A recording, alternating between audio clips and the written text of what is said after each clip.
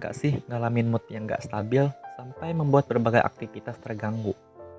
Kamu bangun di pagi hari dan rasanya tuh mood udah hancur gitu aja, entah apapun hal yang nyebabin.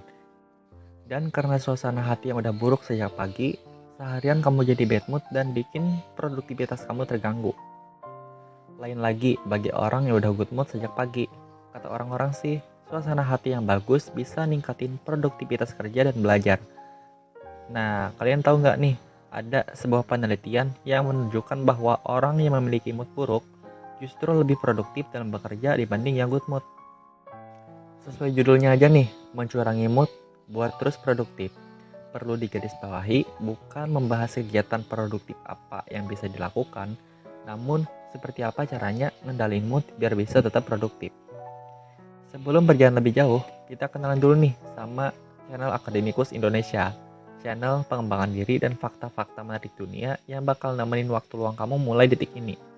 Kita bakal bahas berbagai hal terkait dengan edukasi kesehatan jasmani dan mental, juga info-info menarik dunia. Jadi buat kamu yang gak mau ketinggalan dengan video dari tim Akademikus, bisa tuh klik tombol subscribe-nya. Oke, mari kita ke pembahasan. Sebelumnya tadi udah disinggung nih, bahwasanya ada sebuah penelitian yang mengatakan bahwa orang yang memiliki suasana hati yang buruk memiliki produktivitas yang lebih baik dibanding yang suasana hatinya sedang baik. Kok bisa ya gitu? Nah, penelitian ini tuh mengambil sampel sejumlah orang yang dibagi atas kelompok ekstrovert sama introvert buat ngerjain sejumlah kuesioner.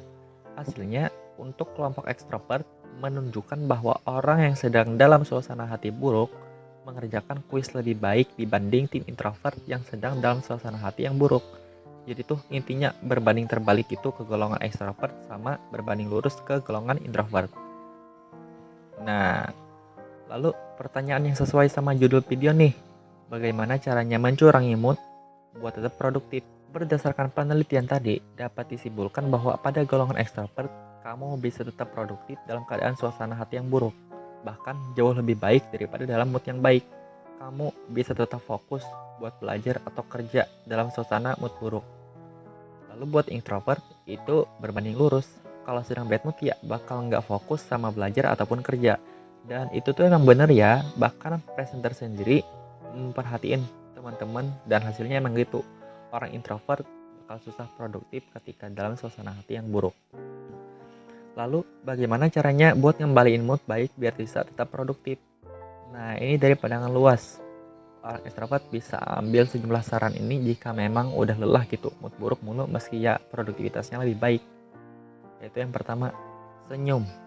Nah, sesimpel itu doang. Senyum.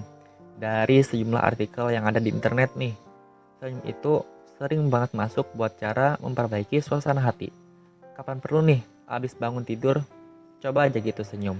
Pikirkan hal-hal baik yang mungkin bisa membuat kamu gembira. Menurut Saun Ancor, penulis buku The Happiness Advantage yang presenter kutip dari artikel CNN Indonesia, tersenyum itu bisa dilakukan sebagai sebuah latihan untuk membantu otak menciptakan lompatan kebahagiaan yang mendorong pola pikiran jadi lebih positif. Bahkan nih, bisa bikin seseorang lebih kreatif, lebih mampu memecahkan masalah secara komprehensif. Intinya tuh banyak manfaatnya, terutama buat suasana hati dan pikiran. Coba aja gitu, mulai hari dengan senyuman, gratis kok, bahkan bisa nular ke orang lain. Selanjutnya nih, duduk. Nah, duduk doang bisa memperbaiki suasana hati. Melansir dari CNN Indonesia, dari Life Science, sebuah penelitian yang dilakukan Universitas Auckland baru-baru ini menemukan bahwa postur duduk yang buruk dapat menghancurkan suasana hati. Bahkan nih, kata Dr. Elizabeth Broadbent yang mimpin penelitian tadi nih, menemukan bahwa gejala stres dapat makin buruk kalau nggak memperbaiki posisi duduk. Nah, terus gimana nih? Duduk yang kayak gimana yang bagus? Bisa nih pas lagi kerja atau belajar gitu. Coba tegakin posisi tubuhnya. Biasanya nih kan, kalau kelamaan kerja atau belajar, posisi tubuh kita tuh jadi bungkuk. Nah, kalau udah bungkuk tuh, lurusin aja itu punggungnya. Nah, tahu kan olahraga yoga ya bagus buat meditasi. Pernah nggak sih lihat posisi duduk orang yoga itu bungkuk? Enggak kan, pastinya tegak gitu kan. Nah, itu biar rileks. Selanjutnya nih, ada lagi berjemur. Melansir dari laman headline, Sinar matahari itu katanya bisa meningkatkan kadar serotonin yang mendukung peningkatan suasana hati kita. Nah, dari sini aja udah jelas banget bahwa berjemur itu benar-benar bagus buat suasana hati. Bukan hanya itu, berjemur di pagi hari pun dapat membantu kesehatan-kesehatan pada anggota tubuh yang lain. Ini sih semua orang juga tahu ya kan? Nah, kali aja lagi bad mood atau galau, bisa tuh berjemur bentar aja di bawah matahari pagi kalau nggak mau panas-panas banget. Bisa sambil baca buku atau dengerin musik. Ya pokoknya senyaman mungkin buat diri sendiri. Tadi mulai pagi dengan senyuman, tegakin badan, lalu berjemur. Harusnya sih udah nikmat banget tuh. Tapi ada satu lagi nih ya, biar lengkap aja gitu. Bagi kamu yang pekerja keras ataupun lagi ambis buat ngejar SBMPTN, bisa nih luangin waktu bentar aja buat refreshing atau jalan-jalan. Bentar doang, nggak perlu lama-lama. Buat nenangin pikiran biar lebih fokus sama belajar. Biar nggak stres-stres amat. Paling enak tuh jalan sendirian. Gak usah jauh-jauh, keliling RT atau komplek pun rasanya udah cukup. Sambil lihat pemandangan langit pagi yang katanya bisa nyerdihin pikiran. Nah, tadi udah mulai pagi dengan senyuman, tegakin badan, lalu berjemur, sambil jalan-jalan ya kan? Sebenarnya nih ya, buat ngatasin bad mood itu ada banyak banget caranya. Dan itu pun bersifat subjektif, aliasnya masing-masing orang punya cara sendiri buat ngatasin mood buruknya. Dari pengalaman presenter nih, misalnya lagi bad mood, itu presenter justru nyari soal matematika buat dikerjain. Nggak tahu aja nih, ngerjain kuis atau soal matematika itu nggak bikin stres. Bahkan nih, misalnya udah nemu jawabannya, dan itu tuh bener, itu rasanya senang aja gitu. Ada lagi kalau stres dibawa makan, itu langsung lenyap gitu aja. Ya pokoknya tadi udah ada caranya masing-masing. Coba aja pas lagi jalan keliling tadi, sempetin aja buat mikir. Apa aja sih yang buat aku seneng?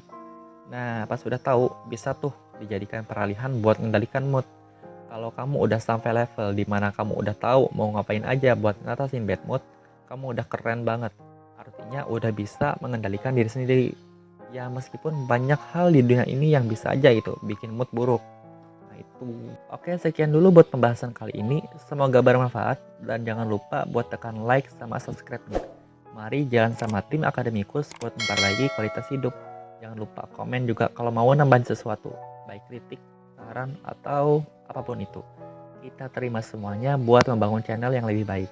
Sampai jumpa di next video. Dah.